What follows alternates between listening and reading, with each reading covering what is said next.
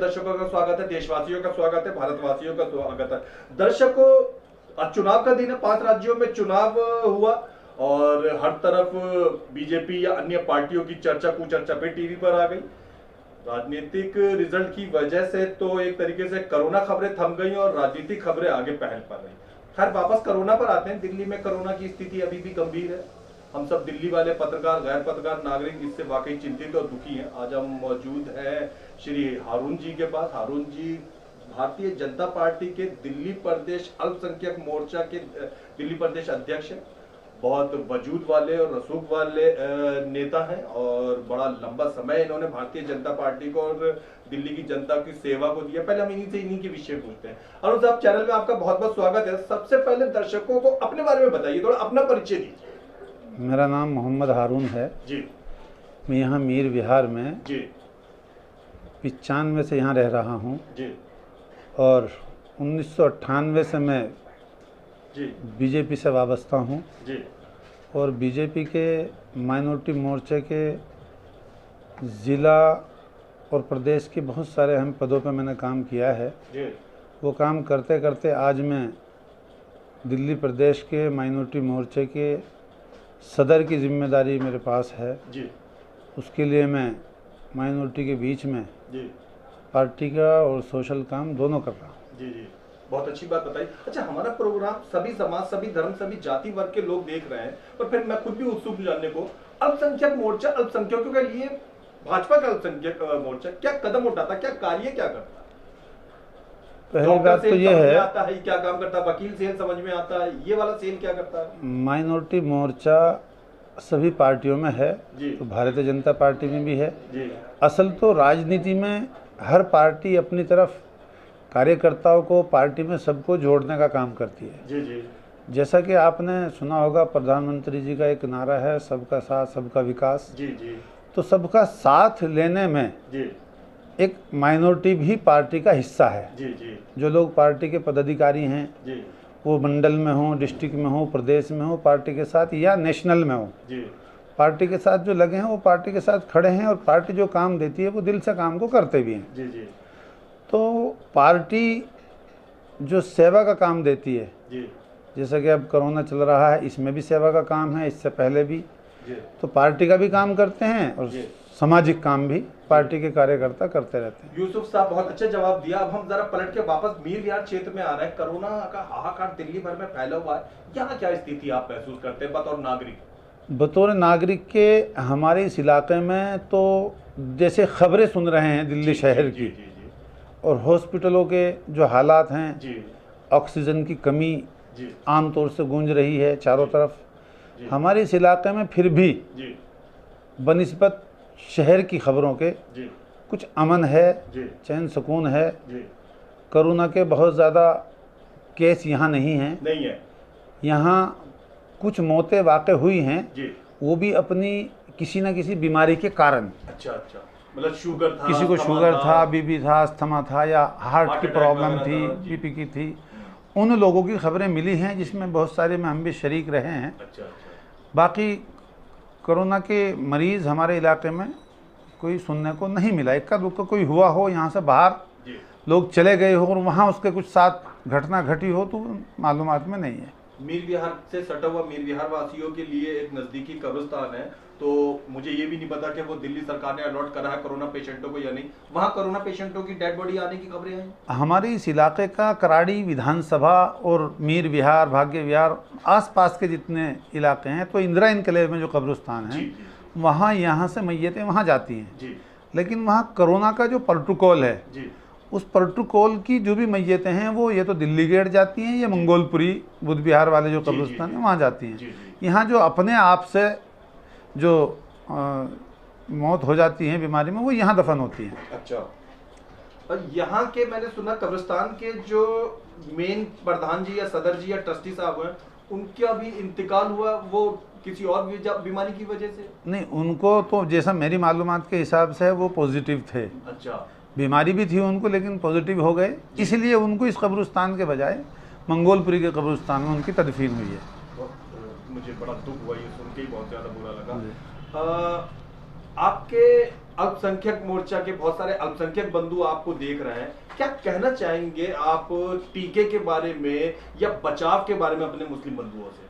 मैं तमाम माइनॉरिटी के लोगों से, बल्कि पार्टी की ओर से भी ये गाइडलाइन हमें मिली है और सोशल में भी जो हमारे लोग काम कर रहे हैं पार्टी की तरफ से, ये कि ज़्यादा से ज़्यादा लोग वैक्सीन लगवाएं और लगवा भी रहे हैं लोग।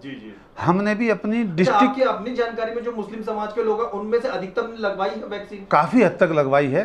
अभी मैं ये नहीं कह सकता कि 60-70% चले गए, लेकिन 30-35-40 तक अभी हैं जो लगवा रहे हैं। मतलब फिर भी काफ़ी हद तक लगवा रहे हैं। हमारा जो मोर्चे हैं, ज़िले की कमेटियां हैं, वो ज़िले के लोग लगवा भी रहे हैं, लोगों को सेंटर तक ले जाने का काम भी कर रहे हैं, अभी रजिस्ट्रेशन भी करा रहे हैं। साथ मिलकर सभी दिल्ली की पूरी हमारे माइनॉरिटी मोर्चे की, प्रदेश की, मंडल, ज़िले, सब लोग इसमें काम कर रहे हैं। उसके अलावा सोशल NGOs वगैरह जो हैं, सोशल कॉलोनी की जो कमेटियां हैं, विकास समितियां हैं या वेलफेयर एसोसिएशन हैं, वो लोग भी इस तरफ तवज्जो दिला रहे हैं बड़ी उसके साथ, जिम्मेदारी के साथ, कि ज़्यादा से ज़्यादा वैक्सीन लगवाएं ताकि आप लोग की हिफाजत हो सके।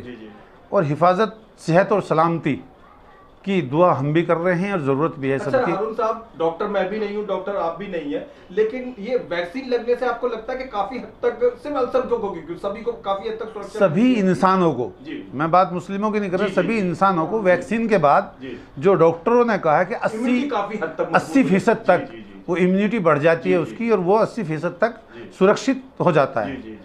और जो देखा भी गया, जिन्होंने डबल, जिनको मिल गई, लग गई, अगर वो किसी चपेट में भी है तो वो बनस्बत उनके जो लगी है वो ज़्यादा महफूज रहे हैं। आप लोगों को मतलब जिनको लगी है उनको मुश्किल से 3 या 2% ही आक्रमण हुआ है, ज़्यादातर वो जेल गए और सुरक्षित बच गए। जी ठीक है। यहाँ लबोलवाब ये है, आपका ये कहना है कि सिर्फ एक ही कम्युनिटी नहीं बल्कि सभी को वो जो है वो टीका लगवाना, सभी कम्युनिटी को लगवाना चाहिए। और मैं क्योंकि माइनॉरिटी के लिए काम कर रहा हूँ, माइनॉरिटी मोर्चे में हूँ, तो मेरी आपके चैनल के माध्यम से माइनॉरिटी के लोगों से ये अपील है, जैसा कि हम जुमे की नमाजों में भी ऐलान कर रहे हैं, जिम्मेदार लोग भी बोल रहे हैं, अखबारों में भी ऐड आ रहा है, बड़े बड़े उलमा के बयान भी आ रहे हैं कि तमाम माइनॉरिटी के लोग, खुसूसन सभी मुल्क के लोग, वो वैक्सीन ज़रूर लगवाएं। अच्छा, वैक्सीन के प्रति मुस्लिम समुदायों को आपस में जागरूक करने के लिए, जैसे NGO अपना दफ्तर खोल के या पर्चा चिपका के करते हैं, आप लोगों की तकरीबन मस्जिदों में ऐलान किया जा रहा है, बार-बार लगभग मस्जिदों में ऐलान हो रहा है। इस विषय में आपस में ज्यादातर कोशिश की जा रही है कि ऐलान हो और लोगों को ज्यादा से ज्यादा जागरूक किया। ऐलान भी हो रहा है, और जितने भी हमारे उर्दू के अखबार हैं सभी अखबारों में तमाम जिम्मेदार, मुल्क के जिम्मेदार, उन सब की कोई ना कोई खबर रोजाना अखबारों में आ रही है। बहुत बढ़िया, बहुत अच्छा। सभी लोग उसको पढ़ भी रहे हैं और उस पर अमल भी कर रहे हैं। ये आपने बहुत अच्छी बात कही। अच्छा, ये तो हुई वैक्सीन लगा के अपने आप को सुरक्षित करने की बात करते हैं। इसके अलावा अभी जो नहीं लगवा पाए, एकदम वैक्सीन भी सारे मुल्क को एक साथ नहीं लग सकती है, सावधानी बरतने के लिए आप क्या कहना चाहेंगे? पिछले बार आमतौर पर सरकारें यही कह रही हैं कि लापरवाहियां हो गई थी, इस वजह से कोरोना की ये दूसरी लहर तेज हो गई, तो सावधानियों को लेके क्या कहेंगे? सावधानी जो डॉक्टरों की गाइडलाइन है, सरकार की गाइडलाइन है, सभी को मास्क लगाना, सैनिटाइजर करना, हैंड वॉश करना, हाथ धोना, 2 गज की दूरी बना कर रखना, ये तमाम सहूलतें हैं और उसको सब कर रहे हैं। सब जगह सब हो रहा है पालन। इस बार कुछ अच्छा पालन हो रहा है, अच्छा तरीके से हो रहा है, देखा जा रहा है। इस बार कुछ ज्यादा ही हो रहा है। हाँ, लोग एहतियात कर रहे हैं। पहले तो मैं मान लेता हूँ थोड़ी लापरवाही हुई, पर इस बार लगभग 99% लोग मास्क पहने हुए और डिस्टेंस का पालन करते दिखाई दे रहे हैं। बिल्कुल अंतिम प्रश्न के ऊपर आता हूँ और बात फिर हम खत्म करेंगे। 5 राज्यों में चुनाव की घोषणाएं टीवी पर अभी हुई है, रिजल्ट आया है। हम अलग अलग मुद्दों पे ना जाके फिलहाल अभी पश्चिम बंगाल पे जाएं। पश्चिम बंगाल के चुनाव पे अपना खुद का क्या नजरिया रखते हैं आप? देखिए, मेरा पार्टी के नज़रिए के साथ नज़रिया है कि पश्चिमी बंगाल में हमें उम्मीद थी कि सरकार बनेगी, लेकिन नहीं बनी, कुछ कमी रही होगी, लेकिन फिर भी अच्छा प्रदर्शन है। क्योंकि पिछले साल, ये पिछली विधानसभा में 5 साल पहले जो इलेक्शन थे, बीजेपी के पास कुछ नहीं था, 3 सीटें होती थी, तो 3 से 85 पे चले गए, ये भी अच्छा प्रदर्शन है। ये भी अच्छा प्रदर्शन, ये तो माना जाएगा। आपने हमारे चैनल को समय दिया। कारी साहब, दिल्ली के अंदर में इस समय आम लोग, जनता लोग जो कोरोना से पीड़ित है, रेमडेसिविर और ऑक्सीजन गैस के लिए, मतलब ऑक्सीजन के लिए, सिलेंडर के लिए जगह जगह भटक रहे हैं और अफरा तफरी का माहौल है, कहीं कोई मैनेजमेंट नहीं है। दिल्ली सरकार पे, जैसे अभी एक शोएब इकबाल है, आम आदमी पार्टी के विधायक की, उन्होंने भी कुछ कहा कि राष्ट्रपति शासन लगा देना चाहिए। आप भाजपा के बड़े नेता क्या कहना चाहेंगे? देखिए, लोगों की अपनी अपनी राय है। दिल्ली में वाकई हालात बहुत अच्छे नहीं हैं, ख़राब हुए हैं कहीं ना कहीं।